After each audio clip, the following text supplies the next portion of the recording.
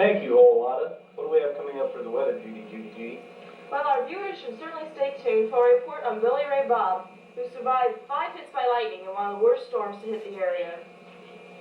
Thanks, Judy.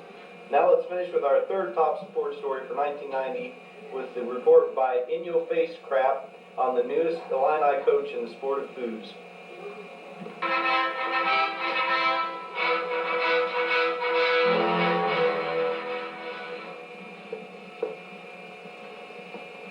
This is your C.R.A.P reporter, in your face.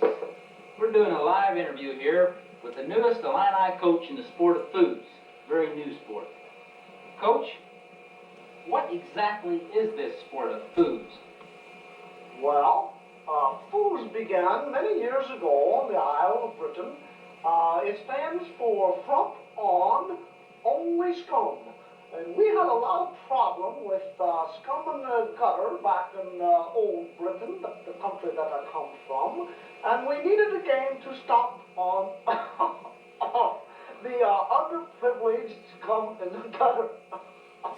Excuse me, I have a bad cough crossing the Atlantic this year. Atlantic?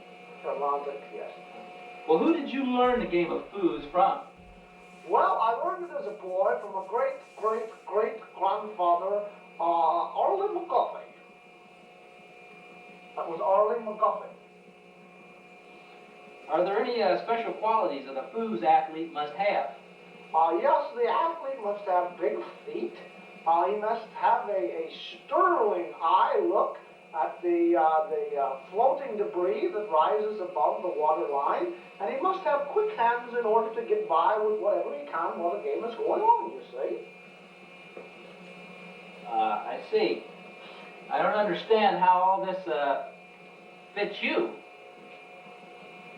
I do not understand the question, sir. Well, you definitely don't have big feet. And I don't know about the debris that's floating, but there's something on your hat that's not quite right. Well, see, this is the Foos fish. I must show you that. Oh, there he goes again. Golly, that little rascal just rolled around all over the place. Let me see if I can find him down here. Yeah. Oh, there he is. He moves along pretty rapidly. See, out of the gutter swims the Foos fish. And the Foos fish is the primary target of gathering this as we play during the competition. This is Trump the Foos fish. The Foos fish. I see. How do you recruit foosball players? Well, we usually try the normal method of sitting along the street side, walking who comes and goes from the tavern. But we also see the elementary children as they leave the sand yards. That cough again, it gets me every time. Salty air? The salty air, yes, my son, yes. You want to finish that question, or did you forget the question? No, you asked where we look for Foos players. I responded, and we look in the taverns and the sandlots of the elementary schools. Are they still scum that you're looking for? No, we look for those who can rid themselves of that scum, you understand. Oh, by the way, one of the things you may not understand is one of the things we use in the Foos game is the Foos ball. I'm never without the Foos ball. You see, it is always with me. Just like basketball players carry their balls with them, so also we carry the Foos ball, the little white rascal you see. I see. I was stumped you there on that one, didn't I? Coach, you have the reputation as the dirtiest player in history of the Foos sport. How did you get that reputation?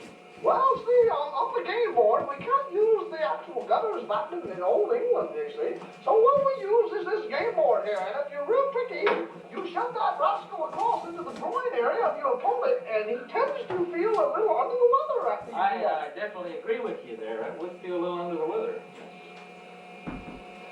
Okay. Coach, you are quoted as having said to be a successful Foos player, you must have sticky fingers and fast feet. Fast feet? Explain that to us. Well, as you mentioned earlier, as you travel down that gutter road of life, you must move your feet rapidly. You must take what you must grab as quick as possible so your opponent may not see what happens, you understand.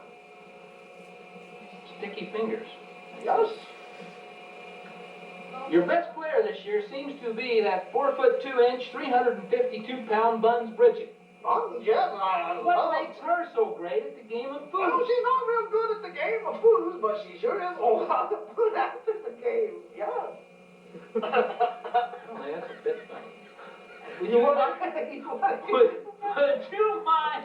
Would you mind elaborating on that point? Well, you'd have to know Bridget. Her name, Buns, doesn't come from the rolls on the table. I see. What a dirty old guy. How have you responded to the rumors that you and Bridget have had an affair? Oh, I heartily agree that affairs are necessary in the state of the nation that we find ourselves. Not fairs, not affair, the affair with Bridget. Affairs with Bridget. Have you had an affair with Bridget also? No. There's rumors about you. Oh, my affair. What is with your ears, old chap? I have to notice your large ears. This is an interview for you. By the way, Well, Coach, I'll respond to those large ears. by the way, Coach, what was your name? My name is Carl Rouse. That's an Aussie name? Yes, it is. Would you mind repeating that for me? Rouse Cone. They're the same twice. Doesn't sound the same to me, but Your ears are bad. Even how large they are, they're still they're bad. swelling up on me. I know that. I think it's just salty air. Yeah, it must be. Okay, if you have any recommendations to youngsters who are just beginning to foos, what would you suggest? Well, never fools around unless you really mean it. Makes sense. Well, so ends another C.R.A.P. sports special about people who feel really foos around, or people who really foos around. And back to you, Mickey.